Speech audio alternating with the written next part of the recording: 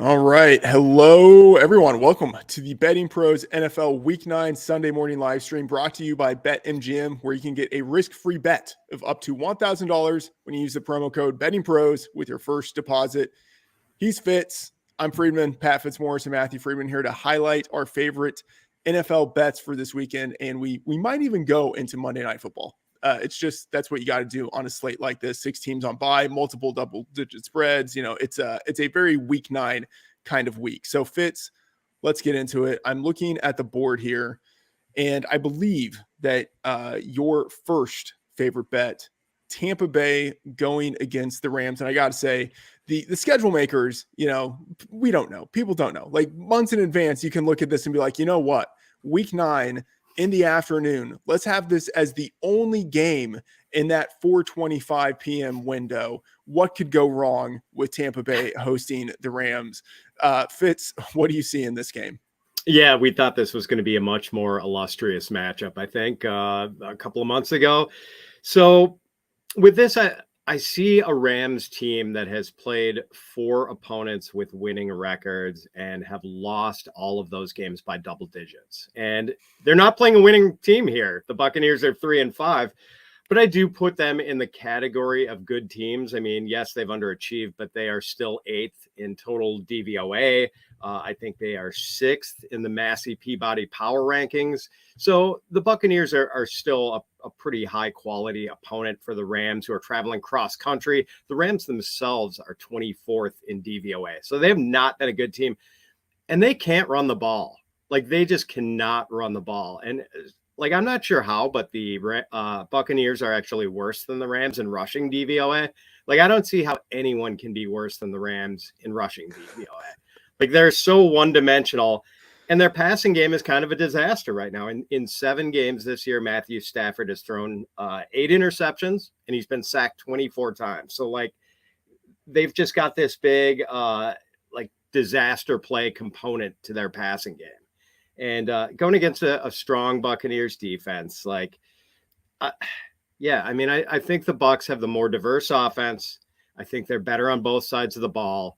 And, hosting a team traveling cross country, I think there's value to the relatively low spread here.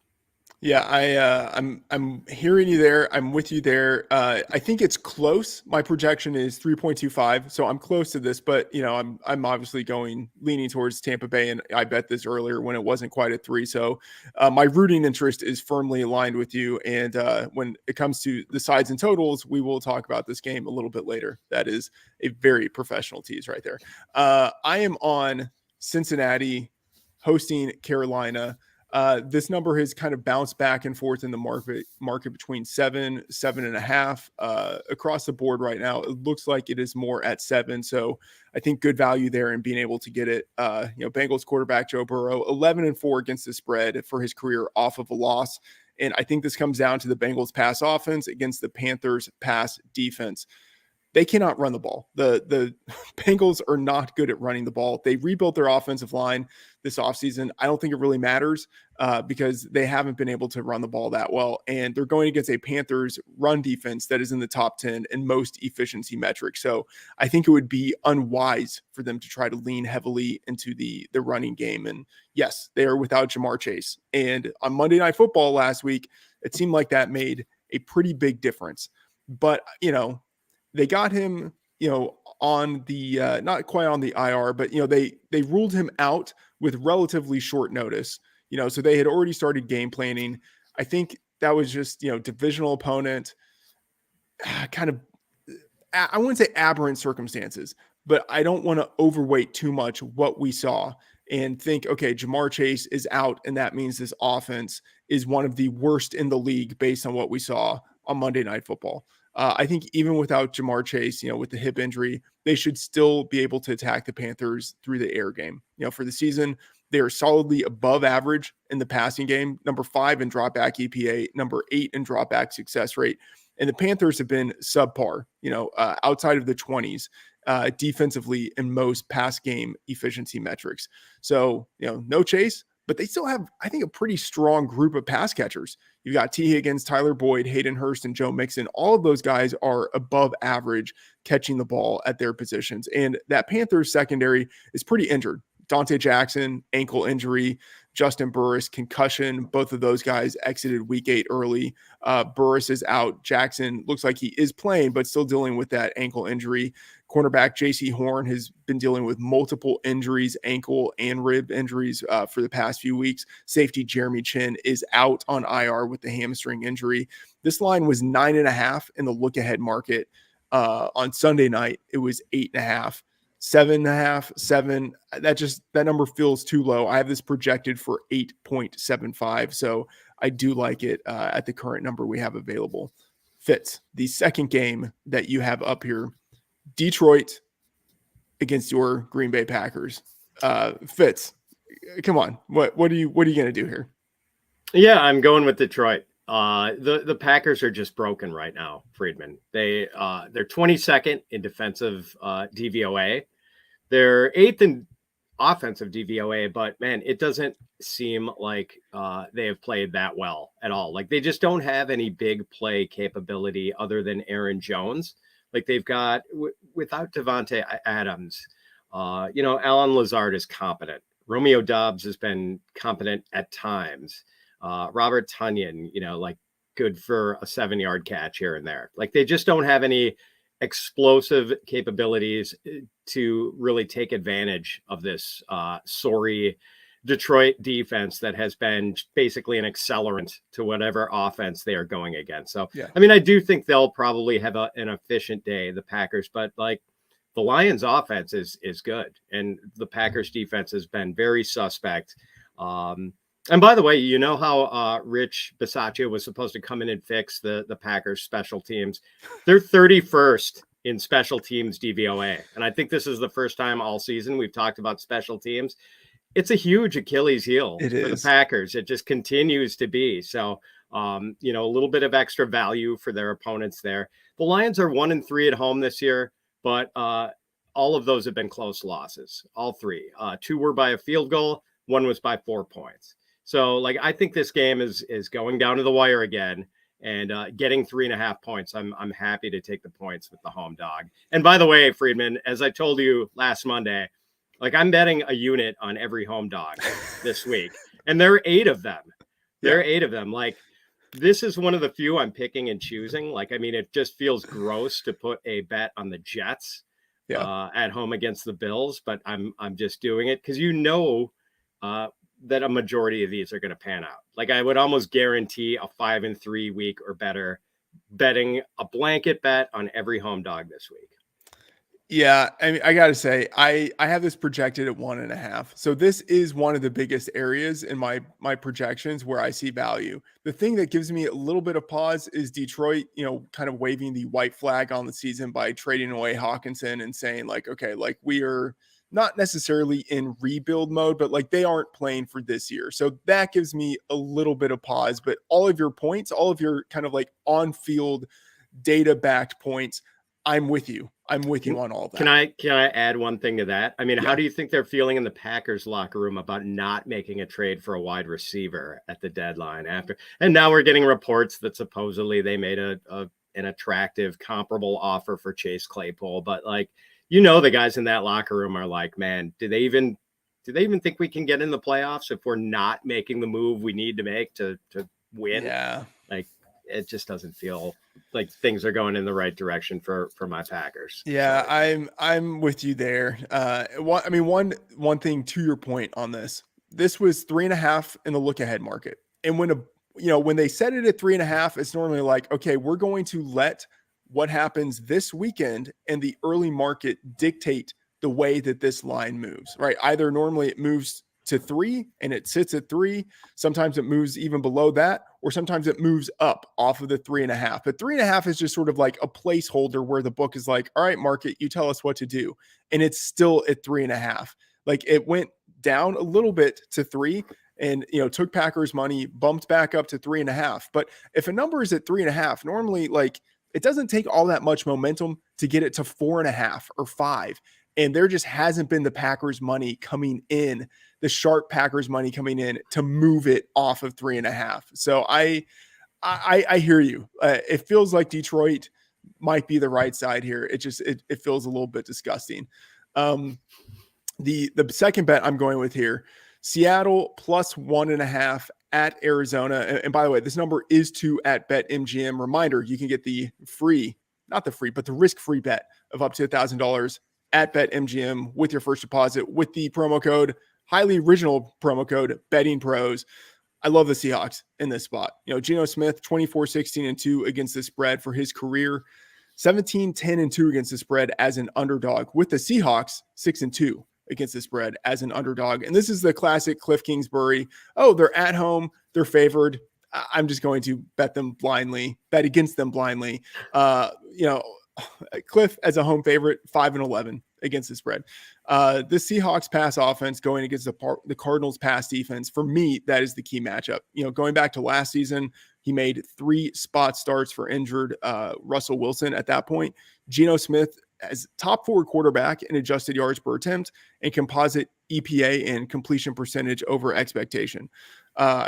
He's cooking, right? Like what Seattle fans wanted from Russell Wilson for so long, that's kind of what they're getting out of Geno Smith. And small sample, 8 games this year, 3 games last year, but you put it all together and he's looked pretty good. That Seahawks offense and passing efficiency, top 8 in dropback EPA, dropback success rate, pass DVOA, going against a Cardinals defense that is bottom 10 in, most pass efficiency defensive metrics. It's a great matchup for them. And of course, you got DK Metcalf, who is, miraculously healthy from what looked like a pretty significant knee injury 2 weeks ago. Tyler Lockett is in there. They've got a significant edge over an outmatched secondary. And, in week 1, if, we have our internal Fantasy Pros unit power rankings. Geno Smith was number 32 in our unit power rankings for the quarterback position. Now he's number 12, right? That's like right there with Kyler Murray, who's number 9. So given how well Smith has played this year and how bad that Cardinal secondary is, I wouldn't say it's hard to see why the Seahawks are underdogs, but man, like they've already beat this divisional opponent once, 19-9, just a few weeks ago. This number was 3.5 in the look ahead market. That's where I bet it. My projection is 1.5. So I'm right at the current number, but like the expiration date on a bag of vacuum sealed frozen fish, the projection is more of a guideline than a hard line. And I really like the matchup for the Seahawks. So I would still bet it at 1.5. And by the way, when I grab these numbers early, I always log my bets in the Betting Pros app. And in the app, you can sync up with sportsbooks. You can get free betting advice and picks. You can track different experts, track line movement, track your own bets, and you can get sports betting alerts. We monitor all the major sportsbooks so you can see which book is offering the best line on a bet at any given moment. So download the app today in the Apple or Google Play Store. All right, Fitz. This next game, we are both on it. It is Monday Night Football. The Saints hosting the Ravens. We're on the same side of it. Talk to me about why we like the Saints. First, can I just pay you a compliment for working your frozen fish dilemma into that, your analysis of Seattle, Arizona? And I should mention in the chat, Big Ben 78 says, let Geno cook. I agree. So he's with you on that one. So we both like the Saints, and we've been on this one since our week preview show on Monday. It seems strange to say this, Freedman, considering that the quarterback matchup is Lamar Jackson against Andy Dalton, but it seems like the Saints have the more explosive offense here. Yeah. Like, despite the quarterback matchup, the Saints offensive line has been very good. Alvin Kamara has been terrific of late. Like he just functions better with Andy Dalton at quarterback than with Jameis Winston. Like he's better suited to like that kind of game, to a quarterback who's willing to dump it off to him and get him involved in the passing game. Chris Olave, who I know you love, is turning into a superstar as a rookie receiver. And I think the Ravens are going to get a big dose of Taysom Hill this week with Mark Ingram out. I think Hill is basically going to operate as the de facto backup running back for the Saints. So we're going to see some gadgetry from New Orleans, unquestionably. Like Hill's been really efficient with his touches this year. So meanwhile, the Ravens, probably without tight end Mark Andrews, their best pass catcher, definitely without Rashad Bateman, who came into the year regarded as their best wide receiver, definitely without J.K. Dobbins, and probably without Gus Edwards. Yeah. So they are really down on firepower here. And like they've struggled with the recently they scored 33 points, averaged 33 points in their first 3 games. Their last 5 games, they've averaged 21.8. So like their offense has been competent, but not at all explosive. And, I mentioned the offense with Kamara, how well he's played. Taysom Hill is probably going to get, at least a half dozen carries this week. The Ravens have kind of struggled against the run of late. So I don't know. I just think this is a really good spot for New Orleans. The last time we were on them as a home dog, they came through in great fashion against the Raiders. We love that one. I mean, I think the Ravens are a better opponent than the Raiders, but I still like the Saints here. I think they win this one outright. Yeah, I mean, I'm entirely with you here. Andy Dalton as an underdog for his career, 42, 31, and 2 against the spread. He's done well against the spread with the Saints. They were 0-3 with Winston. They've been 3-2 with Dalton. And that run offense, for me, that's what this comes down to. The Saints run offense going against the Ravens run defense. Obviously they've been without Michael Thomas for the entirety of Andy Dalton's time as the starting quarterback. And now Thomas is out, but it looks like Jarvis Landry has a chance to play. Adam Troutman, it looks like he will be coming back. Not as if those guys are huge difference makers, but they're a step up. Like they're additional weapons in the passing game. So that helps them there. But, even without those guys for a large chunk of Andy Dalton's starts, the Saints have had 29.6 points per game over the past 5 games with Dalton. And it's been primarily because of the running game. Like they just have one of the best running attacks. And as you mentioned, Taysom Hill is a part of that as like their, kind of gadget, change of pace guy who can pick up significant chunk yardage. And the Ravens are outside the top 20 in run defense. And that's especially been the case since they lost their run stuffing nose tackle, Michael Pierce, who's out for the year with a biceps injury. He exited week 3 early. So in weeks 1 and 2, the Ravens were number 10 in defensive rush success rate. Since then, weeks 3 through 8, they've been number 28. They are missing their main run stopper on the defensive line, and that has massive repercussions for the unit.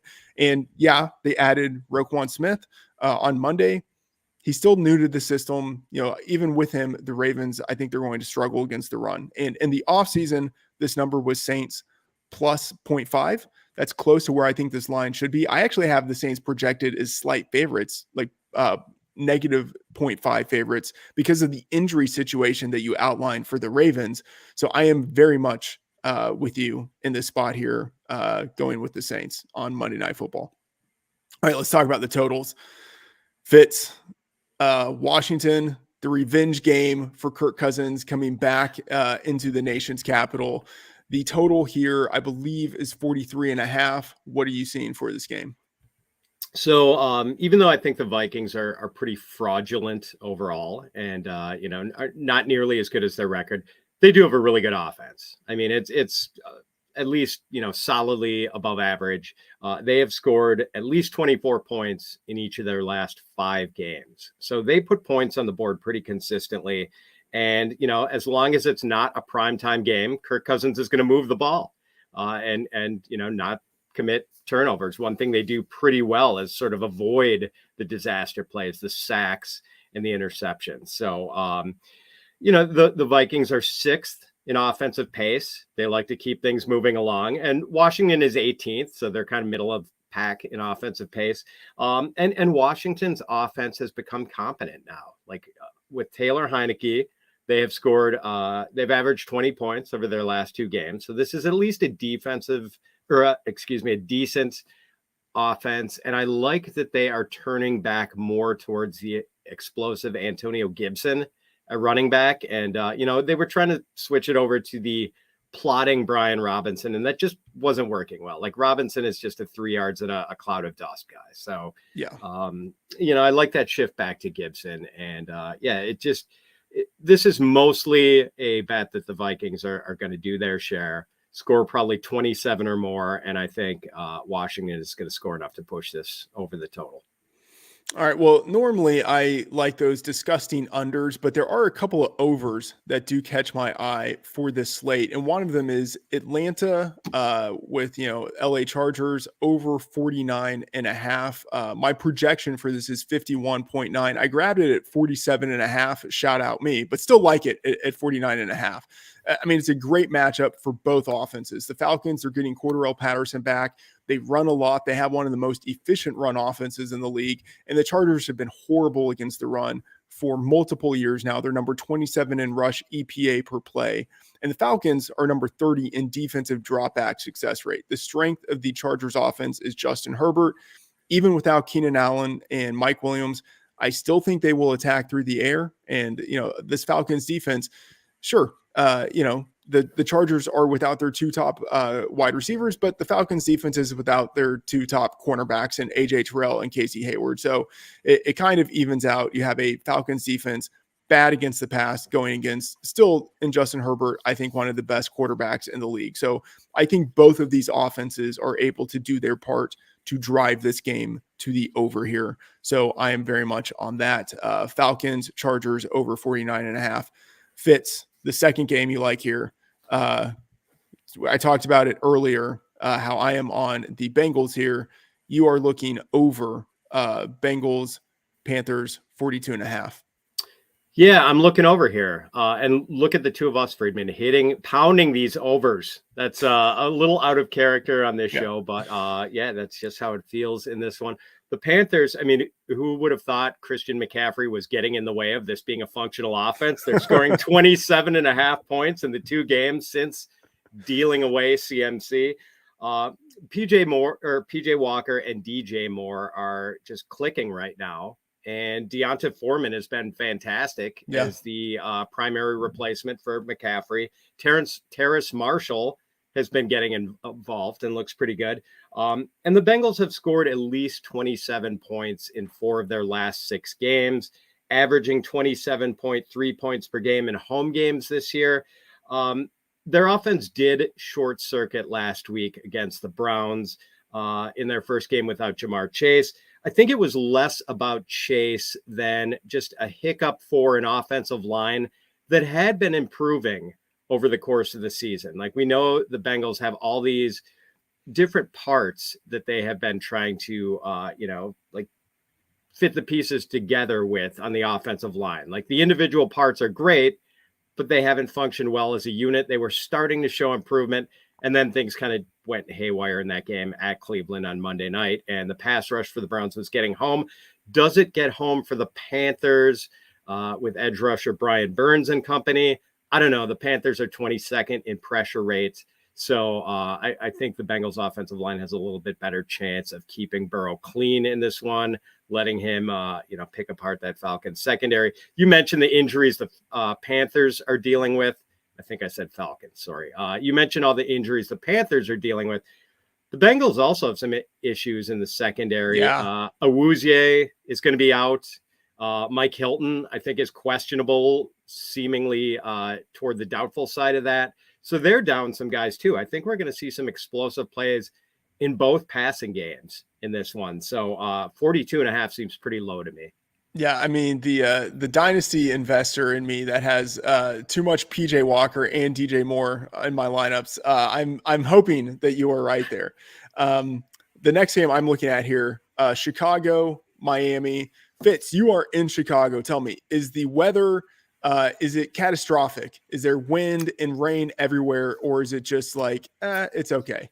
No, it's dried out yesterday. As anyone who was watching the Ohio State Northwestern game knows, the weather was really terrible in the area. Gusts up to 50 miles an hour, rain throughout much of the day. No, today it's dry, still a little on the breezy side, but I don't think gusts are topping more than about 20 Okay. miles an hour. So All right. weather, not a big factor today. Okay, so as long as the weather in Chicago is not like apocalyptic or anything like that, I'm betting over 45.5 here in this Bears Dolphins game. I bet it at 45. My projection is at 46, but like that projection doesn't really take into account the, I would say, like defensive degradation that the Bears have experienced over the past 2 weeks with the losses of Robert Quinn and Roquan Smith. So I think the realistic projection is probably higher by maybe another point. And the Dolphins offense, it's impressive. I think it can score with the best units in the league, but this bet is primarily about the Bears, who I think are an over team right now. Their offense is clicking. Justin Fields is dropping back to pass more. He's being used more on design runs. He looked pretty good last week against a strong Cowboys defense that is top 3 in the league. And the team just traded for Chase Claypool, who is at least another NFL caliber receiving option. And the defense has lost its best players over the past 2 weeks, and I don't think it's going to be able to stop the Dolphins. So, for me, the biggest question is the weather. Fitz, you say the weather there is good in Chicago. So if I lose this bet, I'm blaming it on you. It's all going to be because of the weather, and it's going to be your fault. But that's where I'm going over in the Bears and the Dolphins game. All right, this next game, Fitz, you are looking at Raiders and the Jags. And you are going under 47. But by the way here, let me just say, in this game, speaking of the Raiders, we are giving away a free signed Josh Jacobs Raiders jersey from Pristine Auction. If you want a chance to win it, subscribe to the BettingPros YouTube channel right now, like literally right now, and comment below on the video. We will announce a winner on the channel in a future episode. So turn on your notifications. All right, getting back to the show. Fitz, talk to me about this game, under 47.5. Yeah, that is a pretty big number. And I think the Raiders are kind of the key half of this bet. Like they were shut out last week in New Orleans, and something just went completely haywire with their offense. They were under 200 yards of total offense against the Saints defense that was playing without top shutdown corner Marshawn Lattimore. So like something just broke with the Raiders offense last week. And like, are they going to be able to hammer the wheels back on in a week where they didn't go home? Like they played in New Orleans last week. They're staying in the Southeast. Now they're playing in Jacksonville today. Kind of a tall order to get things together when you've been sort of on the road and out of your elements all week. Derek Carr's dealing with a back injury. Didn't look himself last week. Darren Waller is probably going to be out yet again. And so, yeah, I'm not confident that the Raiders can keep up their end of the bargain as far as scoring this week. Meanwhile, the Jaguars have lost 5 straight. They're averaging 17.7 points a game during that stretch. Yes, Travis Etienne has been terrific of late, but quarterback Trevor Lawrence almost seems like he's regressing after a good start. He's had 4 touchdown passes and 5 interceptions in his last 5 games, averaging 6.4 yards per attempt over that stretch. And plus the pace, not going to be especially fast in this game. The Jaguars are 15th in offensive pace, Raiders 20th. I don't see enough offensive explosiveness in this game to push this over one of the higher totals on the week. Like it just doesn't feel like this should be a 47 or 47.5 point total. Yeah. So in the comments, we've got Sheldon Carey saying go Raiders. Justin Hutton saying Cincinnati. He likes Cincinnati -7 and the over. So he's with us on that, and he also likes the Raiders there. On the on this game that we talked about earlier, the marquee 4:25 p.m. game of Buccaneers hosting the Rams. I'm going under 42.5. My projection is 41.2. I first bet this at 43. The last 4 times these teams have met, the over has hit in each of those games, but these teams are really different than they were in those previous matchups. Like both of these offenses massively underperforming. Both units are dealing with offensive line injuries. Both defenses are still pretty good. And from what I've seen so far, there's very little explosiveness to either offense. So this feels like a very easy under spot for me. The Bucks specifically are 6-2 to the under this year. The Rams are 5-2 to the under. From a fan perspective, I think this is going to be a letdown game. All right, let's close it out here with the moneyline underdog parlay. Fitz, you and I are combining on some bets that will take this to plus 665 in odds. So 665. So, some decent payout here. Fitz, you are looking at the Lions. Talk to me about that.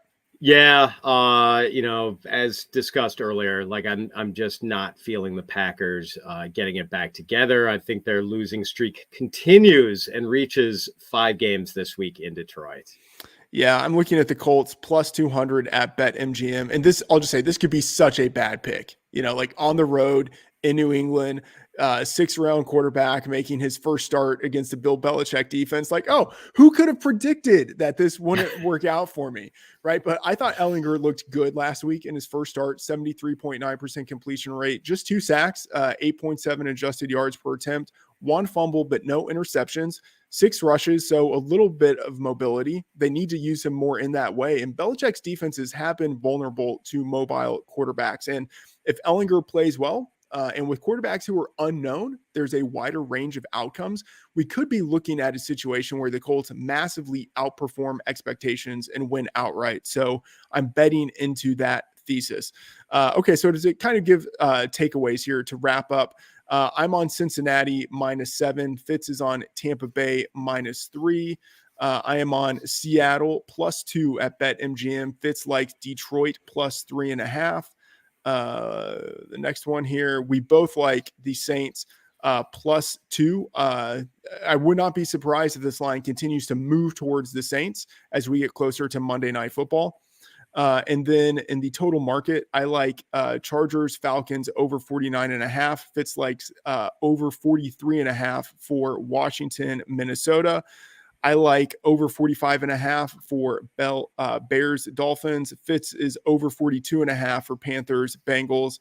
I'm on the under 42.5 Rams, Buccaneers, and Fitz is on the under 47.5 for the Raiders and the Jags. And then, of course, that very sweet underdog money line parlay. I'm on Colts +200. Fitz is on Lions +155. Fitz, your Sundays are always busy. What do you have going on with Fantasy Pros up to kickoff and then later tonight?